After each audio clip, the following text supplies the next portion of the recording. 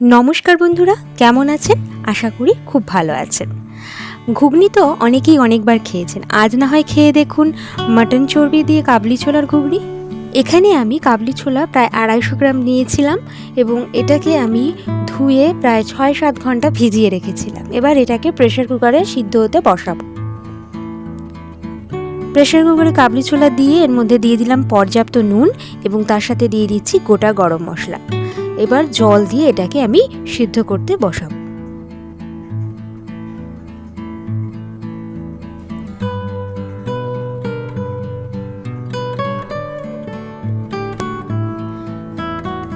এটা সিদ্ধ হতে থাক, সেই ফাঁকে আমরা নিয়ে নিলাম এখানে আলু নিয়েছি আমি দুটো আলুকে ছোট ছোট টুকরো করে কেটে নিয়েছি, তার সাথে নিয়েছি 2 টমেটো আর 2 বড় পেঁয়াজ কুচি, আর দেখতেই পাচ্ছেন 1 টুকরো আদা এবং 10-12 কোয়া রসুন, আর নিয়েছি আজকের শো স্টপার মাটন চর্বি।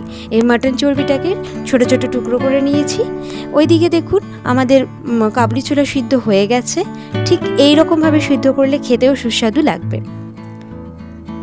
এইবার একটা কড়াইতে দিয়ে দিচ্ছি সর্ষের তেল, তার মধ্যে দিয়ে দিলাম 2 তেজপাতা এবং 2 এলাচ, 2 লবঙ্গ এবং 1 টুকরো দারচিনি। ভালো করে নেড়ে নিচ্ছি যতক্ষণ না থেকে সুঘ্রাণ বেরোচ্ছে। এবার এর মধ্যে দিয়ে দেবো কেটে রাখা আলু।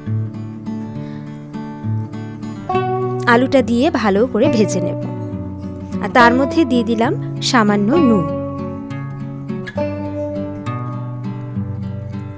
দিয়ে দিচ্ছি হলুদ গুঁড়ো। এখানে আমি হাফ চা চামচ হলুদ গুঁড়ো ব্যবহার করেছি। ভালো করে কড়া করে এই আলুটাকে ভেজে নিলাম। এবার একটা পাত্রে তুলে নিচ্ছি। কড়াইতে ওই তেলেই দিয়ে দিচ্ছি পেঁয়াজ কুচি,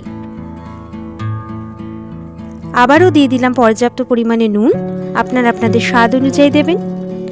পেঁয়াজটাকে ভালো করে লাল করে একটু ভেজে নিয়েছি। এবার এই সময় দিয়ে দেব কেটে রাখা টমেটোগুলো। টমেটো দেওয়ার পর আবারও আমি এখানে দিয়ে দেব সামান্য পরিমাণ নুন।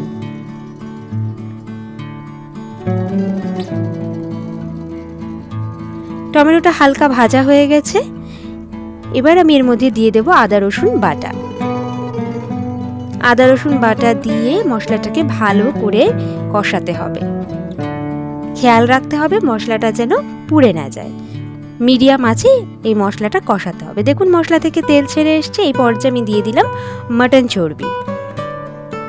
মাটন চর্বি দিয়ে আবারও কিছুক্ষণ কষিয়ে নিলাম। এবার আমি এর মধ্যে দিয়ে দিচ্ছি ভেজে রাখা আলু, সিদ্ধ করে রাখা কাবলি ছোলা, আর একে একে মশলাগুলো যোগ করব। দিয়ে দিচ্ছি নুন, তার মধ্যে দিয়ে দিচ্ছি হলুদ গুঁড়ো। এখানে আমি হাফ চা চামচ হলুদ গুঁড়ো নিয়েছি। লঙ্কার গুঁড়ো দিয়ে দিচ্ছি, এখানে আমি 1 চামচ লঙ্কার গুঁড়ো ব্যবহার করেছি। আর দিয়ে দিলাম 1 চামচ জিরের গুঁড়ো, আর দিয়ে দিচ্ছি হাফ চা চামচ এভারেস্টের মিট মশলা। এগুলো দিয়ে ভালো করে এবার কাবলি ছোলাটাকে কষিয়ে নেব। বেশ সময় দিয়েই কিন্তু রান্নাটা করতে হবে। ভালো করে কষিয়ে নিয়েছি। এবার আমি দিয়ে দেব চিনি। এখানে আমি হাফ চা চামচ চিনি দিয়েছি। চিনিটা আপনাদের স্বাদ অনুযায়ী দেবেন। আর দিয়েছি হাফ চা চামচ গরম মশলার গুঁড়ো। খুব ভালোভাবে কষিয়ে নিচ্ছি। এই পর্যায়ে আমি দিয়ে দেব জল। এখানে আপনারা চাইলে যে ছোলাটা সিদ্ধ করেছেন সেটাও ব্যবহার করতে পারেন, কিংবা গরম জলও ব্যবহার করতে পারেন। এখানে আমি পরিমাণ মতো জল দিয়ে দিচ্ছি। এবার আমি ফুটতে দিয়ে দেব। দেখুন ঝোলটা কি সুন্দর ফুটে উঠেছে। এই পর্যায়ে আমি দিয়ে দিচ্ছি কসুরি মেথি। সামান্য পরিমাণ কসুরি মেথি এখানে আমি দিয়েছি।